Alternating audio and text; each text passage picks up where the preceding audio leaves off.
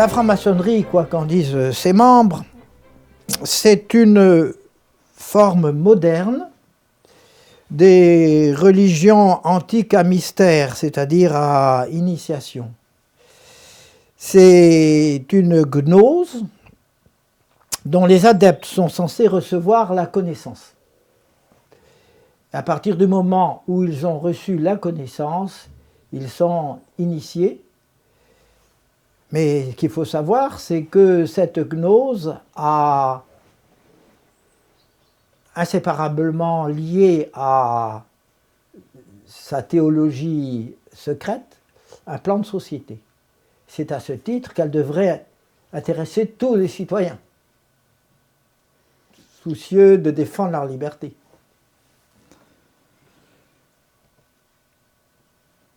Alors, on peut me demander aussi, mais vous n'aimez pas la franc-maçonnerie, que lui reprochez-vous?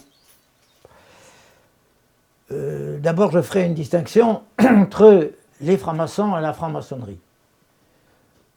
J'ai connu des francs-maçons tout au cours de ma carrière, j'en ai eu aussi dans ma famille, et ma foi, en général, c'était des gens sympathiques, ouverts, intelligents.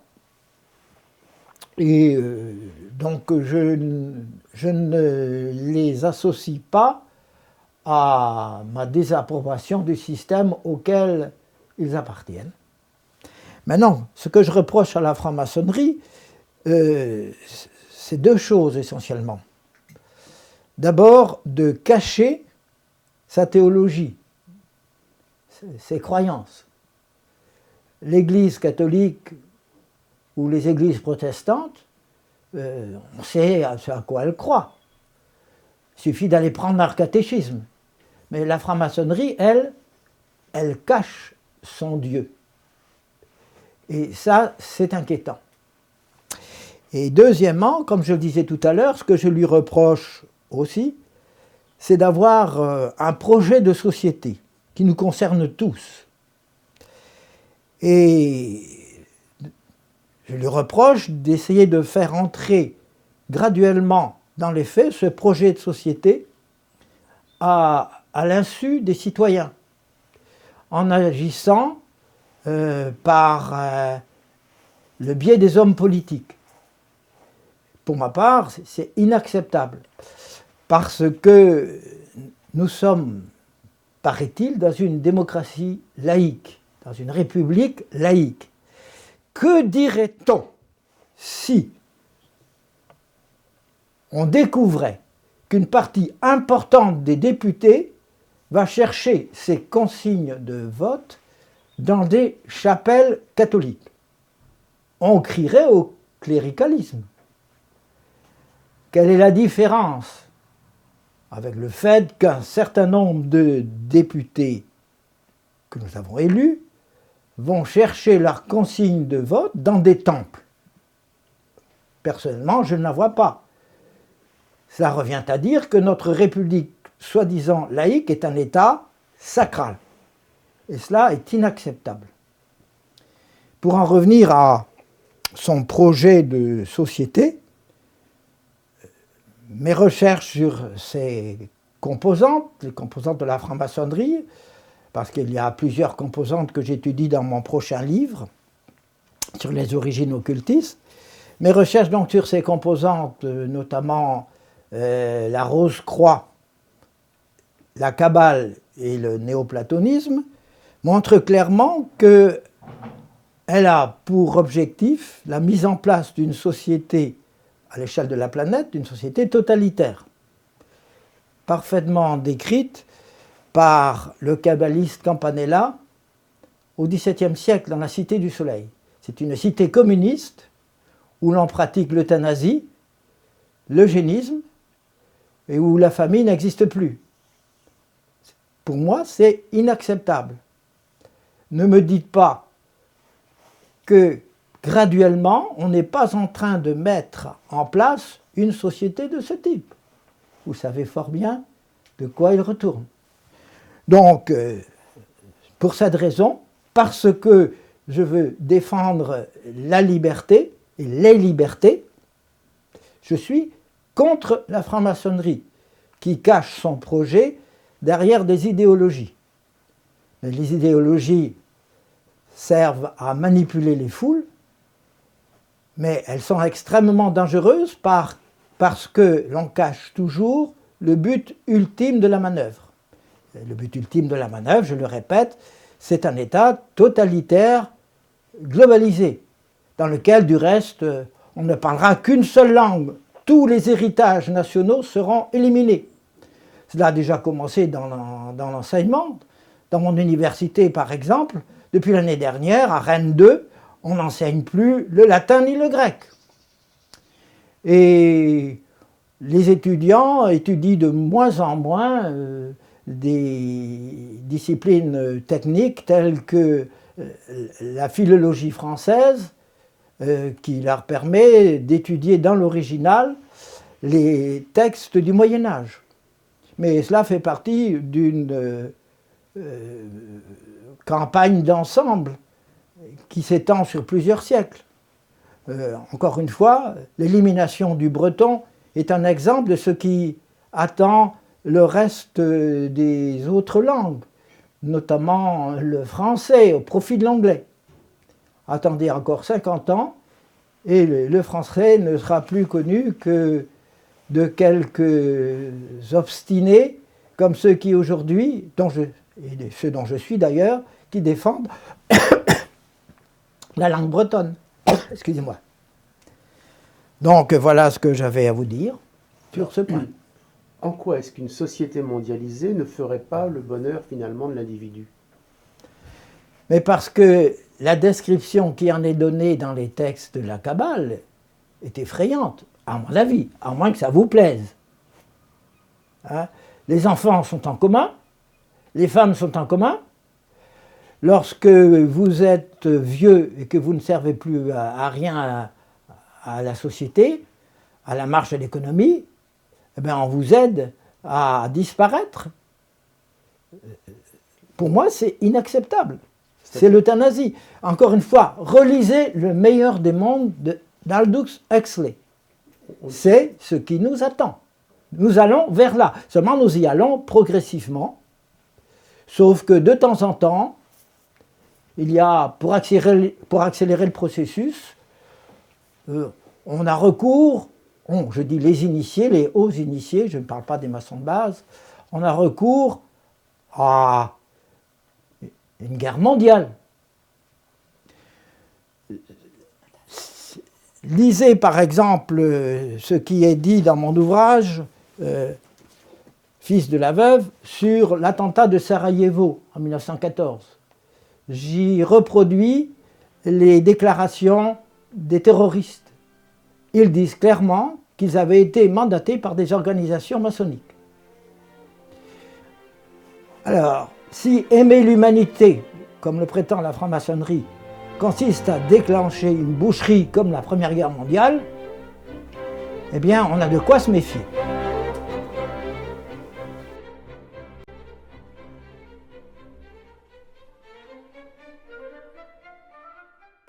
Comment ai-je été conduit à cette conclusion? Eh bien, comme je vous l'ai dit, en remontant dans le temps, de la littérature médiévale représentée dans mes recherches par le Conte du Graal et le cycle du Graal, avec Perceval, le fils de la veuve, comme héros, en remontant vers le mythe celtique en amont, puis vers le mythe universel en amont également.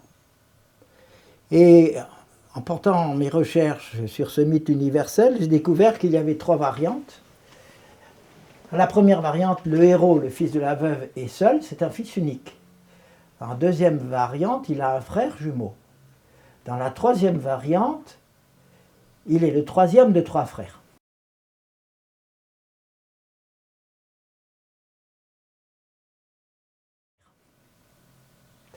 Et justement, la légende de Perceval dérive de la troisième variante.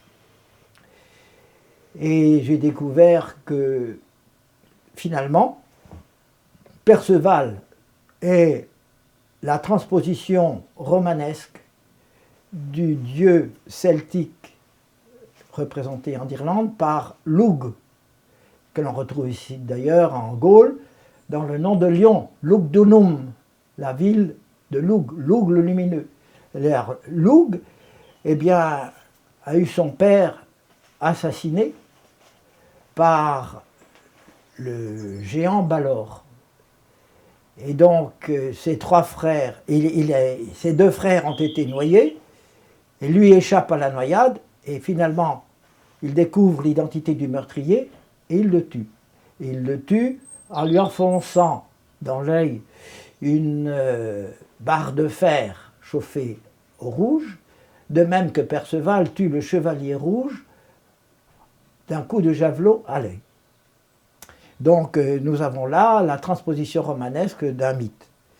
Bon, maintenant, il y a trois variantes. La plus intéressante pour moi, c'est celle des jumeaux, parce qu'elle est attestée dans le monde entier. Et justement, j'ai étudié de façon très rigoureuse une version dans laquelle on voit le héros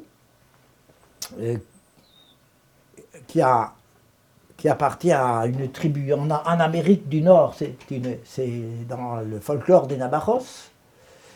En Amérique du Sud, c'est la tribu des Tupinamba.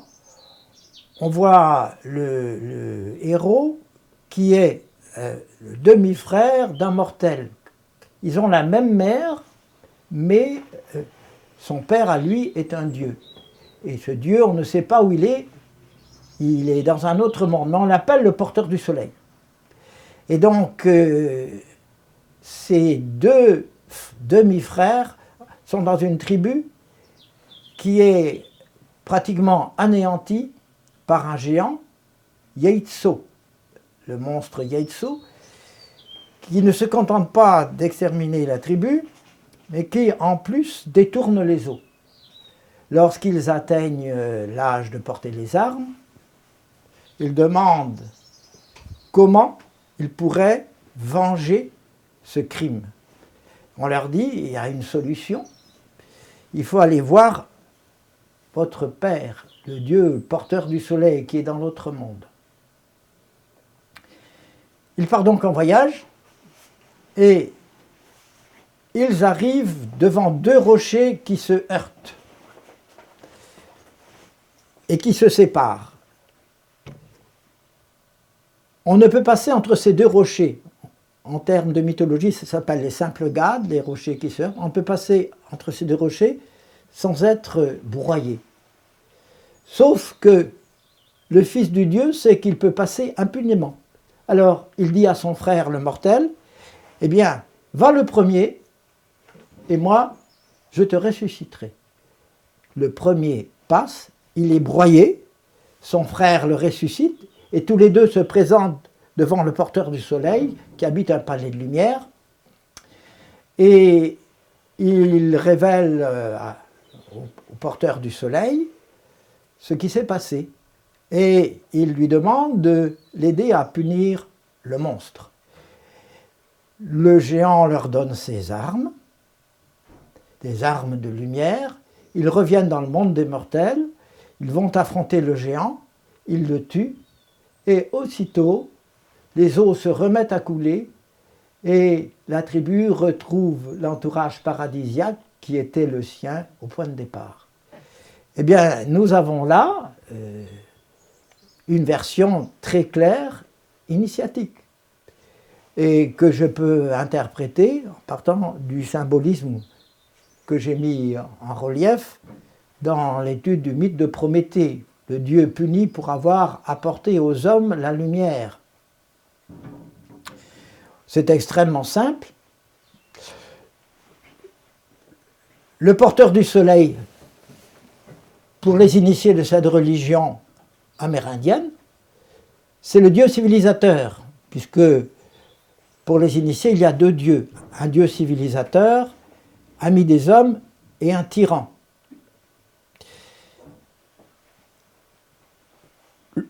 Le monstre Yeitso, qui a détourné les eaux, c'est le dieu mauvais. Le fils du dieu, c'est l'initié. Son frère mortel, c'est le profane qui n'est pas encore initié. Le voyage vers le Dieu porteur du soleil comporte l'initiation. C'est le passage entre les roches. Le non-initié est broyé par les roches, puis ressuscité et devient fils du Dieu au même titre que son frère. Et c'est tout simplement le processus de réception de la connaissance par le candidat. Ensuite, ayant reçu la connaissance, ils reviennent dans le monde des hommes pour punir le Dieu mauvais. Alors, que faut-il entendre par connaissance? La notion est délicate. Pour simplifier, je dirais que dans ce cas précis, comme d'ailleurs l'indique la légende de Prométhée, la connaissance dont il s'agit est celle de la découverte des mystères de l'univers, des forces de la nature, qui permettront à l'humanité, par la recherche, d'acquérir des pouvoirs qui la diviniseront. Voilà l'explication la plus simple et qui d'ailleurs est confirmée par mon interprétation du rebis, dont on pourra peut-être parler. Alors vous voulez dire que les francs-maçons refont, à leur insu ou pas, les anciens rites initiatiques d'avant? Absolument, même à leur insu, parce que je pense que beaucoup d'entre eux acceptent ces rites, parce que ce qui les intéresse, c'est la fraternité qu'ils vont trouver et les portes qui vont s'ouvrir. Mais ça, ce sont les francs-maçons ordinaires, j'en ai connu des extraordinaires. En particulier dans mon université, j'ai connu un spécialiste des langues indo-européennes qui n'était pas franc-maçon, il était cathare, mais qui lui savait parfaitement de quoi il retournait, et pour lui il était extrêmement clair que le Dieu mauvais de toutes les initiations, c'est le Dieu de la Bible, c'est l'auteur du déluge. Et donc tout est là, il y a une inversion.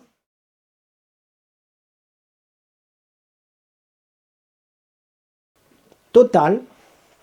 Donc pour les hauts initiés, je ne parle pas des francs-maçons de base, je pense que même dans le nombre, il y a des chrétiens. Je pense que pour les francs-maçons de base, le dieu des maçons, Hiram, qui pour certains d'ailleurs n'est qu'un symbole, inoffensif. Pour eux, Hiram, grosso modo, c'est le dieu de la Bible. Mais en réalité, ce n'est pas du tout ça. Hiram, c'est celui qui a prétendu apporter dans la Bible la connaissance aux hommes. C'est le porteur du soleil, comme dans le mythe amérindien. C'est Lucifer. D'ailleurs, Lucifer veut dire le porteur de lumière. Donc, la franc-maçonnerie travaille à établir ici-bas le règne de l'homme libéré du Dieu du ciel, et c'est ce que me disait mon collègue cathare. Le Dieu mauvais, c'est le Dieu des chrétiens. Et alors, un jour, il m'a dit, mais de toute façon, avant que le règne de notre déesse, Satana, la grande déesse, ne s'établisse, il faudra un cataclysme, le Ragnarök. Je lui laisse la responsabilité de ce qu'il disait. Le Ragnarök, dans les mythologies nordiques, c'est la catastrophe qui marque la fin du cycle. Enfin voilà. Donc, comme je vous l'ai dit au début de notre entretien, et hors caméra, lorsque je me suis mis à étudier la légende du Graal et le cycle du Graal, je ne m'imaginais pas qu'en amont, il y avait de telles choses surprenantes. Eh bien, pour quiconque veut lire mes ouvrages sur la question, il apparaîtra de façon évidente que je ne suis pas en train de fabuler et que la réalité dépasse de loin la fiction. Moi, je ne vois d'explication que religieuse. Depuis l'origine des temps, Satan dispute à Dieu l'âme de l'homme et veut régner sur l'humanité. Donc il inverse quelque part un phénomène. Absolument. Il veut se substituer à Dieu. C'est d'ailleurs pour cela, si l'on se réfère à la tradition chrétienne, qu'il a été puni. Il a voulu se substituer à Dieu. Et une partie des anges l'a suivi, et une autre a refusé de le suivre. Ce sont les bons anges. D'un côté, on a les bons anges, et de l'autre, on a les mauvais anges,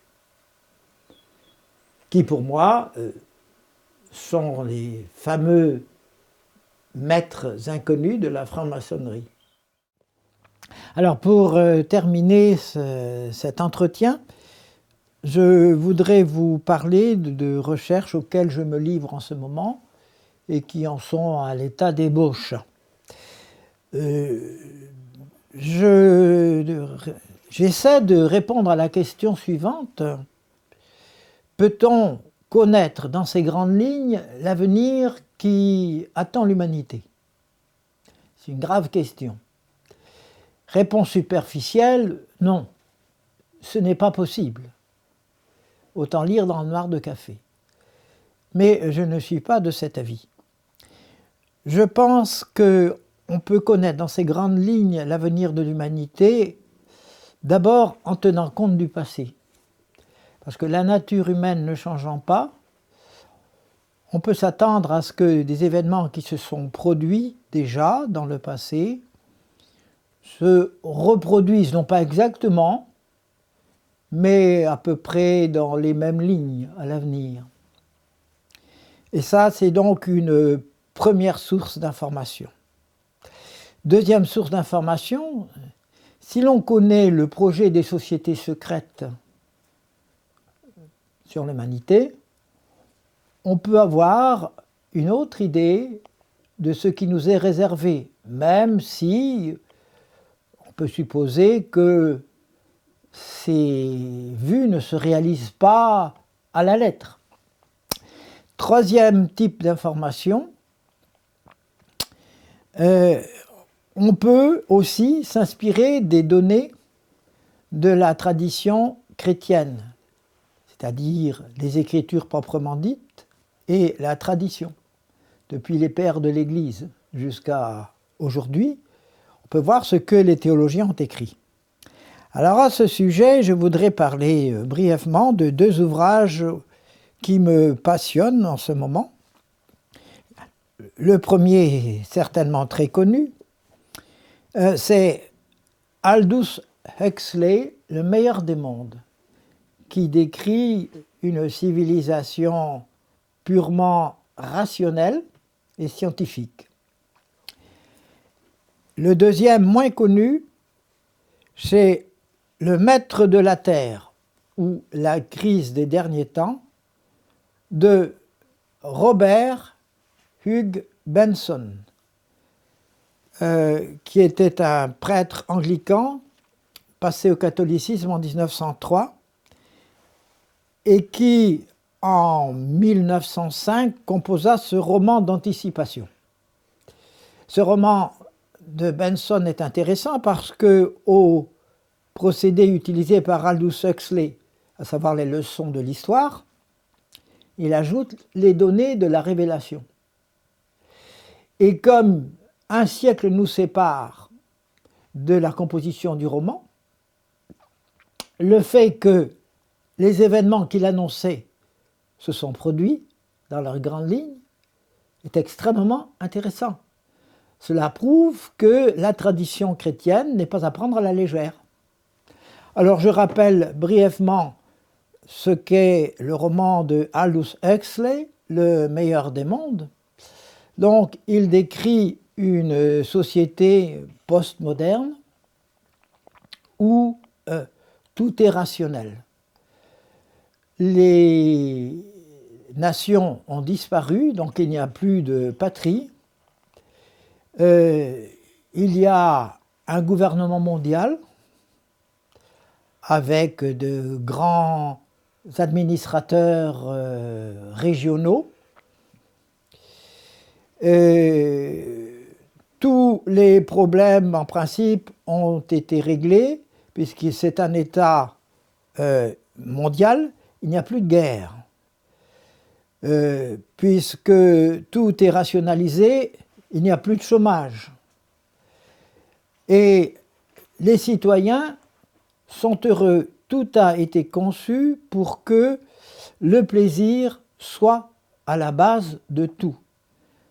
Tout ce qu'on peut espérer de satisfaction matérielle ici-bas est offert aux citoyens de ce monde. Il n'y a plus de famille. Les enfants naissent dans des éprouvettes, grandissent dans des laboratoires et possèdent, avant même de naître, les qualités qui leur seront nécessaires pour accomplir la tâche qui leur sera réservée dans la société.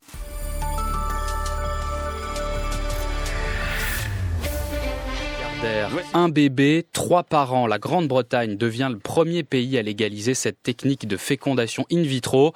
Après la Chambre des communes, c'est la Chambre des lords qui a donné son feu vert hier soir. Cette technique permet de faire naître des bébés dont l'ADN provient de 2 femmes et d'un homme, afin de lutter contre la transmission de maladies génétiques de la mère à l'enfant.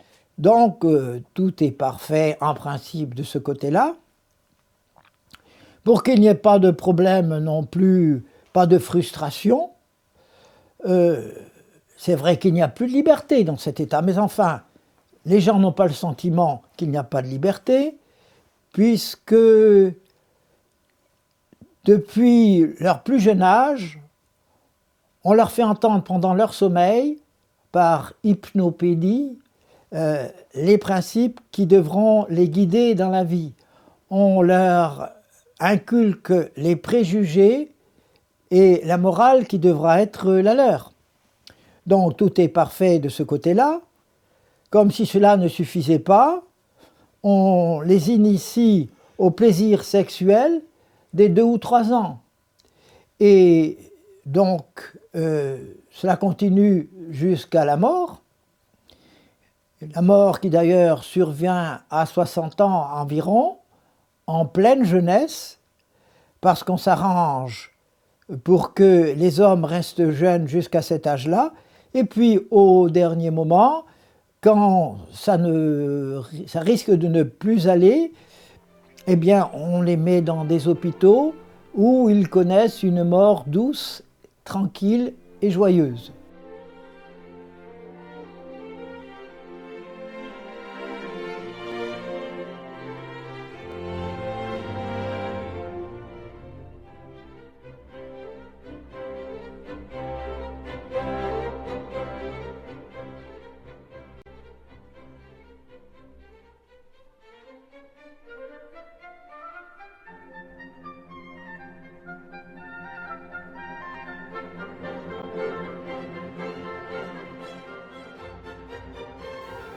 Au son de la musique. Pour ne pas effrayer les enfants à l'idée de la mort, on les conduit tout petits dans ces mouroirs et on leur distribue des crèmes au chocolat devant les lits des mourants. Donc tout va très bien, la famille a disparu mais la sexualité règne, bien sûr elle est débridée. Ça dure même jusqu'au dernier moment et il est formellement interdit d'avoir une liaison qui dure plus de 3 semaines. Parce qu'il ne faut pas s'attacher, le principe de base étant que chacun appartient à tous et tous appartiennent à chacun. Donc tout le monde est spécialisé et il y a des castes, depuis les alphas plus, qui sont les cadres supérieurs, jusqu'aux deltas, qui sont vraiment les ouvriers destinés aux tâches les plus ingrates, mais qui sont très heureux parce qu'on leur a inculqué, depuis leur plus jeune enfance, qu'ils sont les plus heureux du monde. Voilà l'univers qu'Aldous Huxley nous prépare, et je dis que même si c'est un peu caricaturé, nous avons là le projet des sociétés maçonniques, c'est le monde qu'il nous prépare. Qu'on ne vienne pas me dire que ce n'est pas vrai, il n'y a qu'à regarder les lois qui graduellement sont votées dans notre société et appliquées. C'est vers là que nous allons. J'ajouterai pour conclure que même dans cette anticipation de Aldous Huxley de 1932, il n'y a pas deux sexes mais trois sexes. Il y a les hommes, les femmes et les neutres. Et vous voyez que la théorie du genre est tout à fait bien appliquée déjà. Bon, c'est un texte intéressant, mais plus intéressant encore est Le Maître de la Terre de Robert Hugh Benson, dont je parlais tout à l'heure, qui a pour sous-titre « La crise des derniers temps ». Alors, ce livre est plus intéressant, à mon sens, que celui d'Aldous Huxley, en ce qui nous concerne, parce que, aux données sur lesquelles a travaillé Aldous Huxley, qui était un Anglais d'ailleurs, comme Robert Hugh Benson, aux données donc de l'histoire pure, il ajoute celle de la tradition chrétienne. Et l'histoire commence vers, d'après mes calculs approximatifs, vers 2005-2010. Le livre a été écrit en 1905. Un vieux monsieur de 90 ans raconte à deux jeunes prêtres qui lui rendent visite ce qui s'est passé au XXe siècle. Et alors, le vieux monsieur qui habite sous la Tamise dans un appartement ultramoderne, avec une lumière solaire artificielle, n'est-ce pas, et tout le confort moderne, le vieux monsieur leur dit ce qui s'est passé. Alors c'est assez curieux parce que il commence par dire que se développa au début du siècle, donc du XXe siècle, une révolution communiste en Angleterre. Il précise même qu'elle éclata en 1917, ce qui n'est pas mal. Sauf que, c'est un hasard, c'est tout de même amusant, Marx pensait effectivement que la révolution communiste éclaterait en Grande-Bretagne. Or, elle éclata en Russie. Et à la suite de cette révolution, eh bien, il y eut de grandes guerres mondiales et le monde se trouva finalement au bord d'une guerre finale, étant donné que l'Occident s'opposait à l'Empire d'Orient, et donc on attendait l'intervention d'un surhomme pour amener la paix. Et effectivement, ce surhomme va se présenter et il va éviter la catastrophe finale. Alors ce qui est intéressant, c'est que Benson décrit sur le plan religieux la situation. Et il raconte que, au cours de ce XXe siècle, l'Église catholique, je rappelle que le livre est écrit en 1905, a connu la crise la plus grave de son histoire. La plupart des évêques ont perdu la foi et se sont ralliés à la religion de l'homme. Et toutes les sectes protestantes, à quelques exceptions, très rares exceptions près, presque toutes les sectes protestantes ont renoncé à leur credo de base. Et finalement, il n'y a que la cité du Vatican qui tient bon. Le Vatican, dans le roman de Benson, le Vatican a refusé la dynamique de la Révolution. Il a refusé même le progrès moderne en disant qu'il était qu'il s'exerçait au détriment des âmes. Alors, c'est anecdotique, mais c'est amusant. Il est dit dans le roman que le pape qui tient bon, qui tient ferme, qui ne cède sur rien, le pape a recueilli à Rome les derniers survivants des familles princières et royales qui avaient été détrônées, chassées de leur pays, et qu'à Rome, il n'y a pas d'électricité, et on se déplace, encore une fois c'est anecdotique, on se déplace avec des voitures hippomobiles, donc traînées par des chevaux.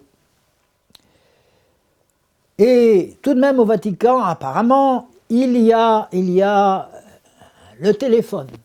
Et tous les jours, le secrétariat du pape, en fonction à cette époque, le secrétariat du pape reçoit des quatre coins de la planète des missions de ces évêques qui lui disent qu'ils abandonnent la foi catholique au profit de la religion de l'homme. Et effectivement, la religion de l'homme s'est installée sur la planète. Il n'y a plus de mariage, il n'y a plus non plus de respect de la mort, l'euthanasie est généralisée, on persécute les chrétiens, ce sont les seuls à être persécutés. Ne parlons pas du divorce, puisqu'il n'y a plus d'union véritablement. Le suicide est favorisé, non seulement autorisé, mais favorisé. Quiconque veut se suicider peut se rendre dans une clinique spécialisée où pendant 2-3 jours, des psychologues l'interrogent sur le sérieux de ses motifs. Et finalement, si leur avis est positif, eh bien, ils peuvent mourir en douceur, en musique, dans la clinique prévue à cet effet. Alors, comment se termine le roman ? Je ne voudrais pas déflorer l'histoire, mais le roman se termine, disons, par l'ascension donc au fait du pouvoir politique d'un homme extraordinaire, un polyglotte, qui décide, pour installer définitivement son royaume, d'éliminer Rome. Et donc, avec un engin qu'on appelle un aérien, parce qu'à l'époque où le livre était écrit, les avions étaient extrêmement rares, nous sommes en 1905, il se dirige sur Rome et il décide de faire tomber une bombe sur le Vatican. Mais au Vatican, à ce moment-là, règne un nouveau pape qui est le sosie exact du maître de la terre. Et au moment où la bombe tombe, eh bien, il se produit des choses extraordinaires, tout se transforme, et le roman se termine, certains diront en queue de poisson, mais il ne pouvait pas se terminer autrement, dans la perspective de Benson, se termine par la fin du monde. Il ne pouvait pas décrire la fin du monde, ni le jugement dernier, mais c'est tout de même intéressant de voir que dans cette anticipation, nous avons pour l'essentiel, je ne parle pas de la fin du monde, mais attendons, nous avons pour l'essentiel ce qui s'est passé véritablement au XXe siècle. Donc c'est pourquoi je vous recommande la lecture de ce livre de Benson à mettre en parallèle avec celui de Aldous Huxley. Le livre de Benson est édité aux éditions donc de Pierre Tecky.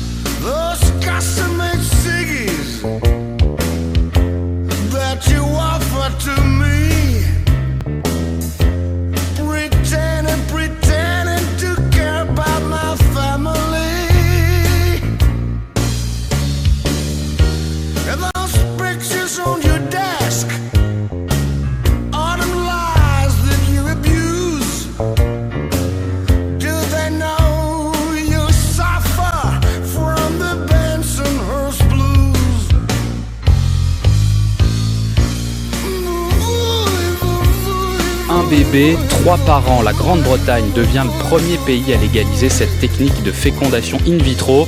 Après la Chambre des communes, c'est la Chambre des lords qui a donné son feu vert hier soir. Cette technique permet de faire naître des bébés dont l'ADN provient de 2 femmes et d'un homme. À la une aujourd'hui, la Cour européenne des droits de l'homme qui autorise la France à laisser mourir Vincent Lambert. Sa femme est bouleversée, ses parents sont scandalisés. Une entreprise suédoise a décidé d'implanter des puces électroniques sous la peau de ses employés pour pouvoir imprimer ou ouvrir des portes avec leurs mains. Pas besoin de clés.